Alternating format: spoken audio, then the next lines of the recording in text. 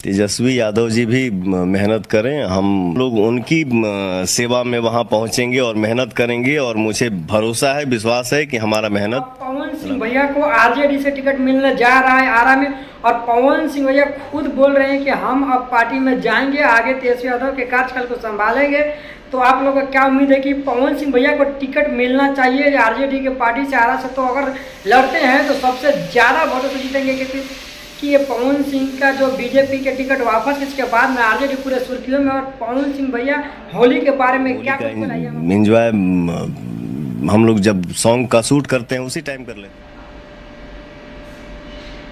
दोस्तों आप लोग सुनिए भैया, पवन सिंह सीधे सीधे बता रहे हैं कि हम लोग होली से पहले इंजॉय कर लेते हैं। तो नमस्कार, मैं हूं श्यामजी कुमार, आप सब देख रहे हैं श्यामजी ब्लॉग्स 24।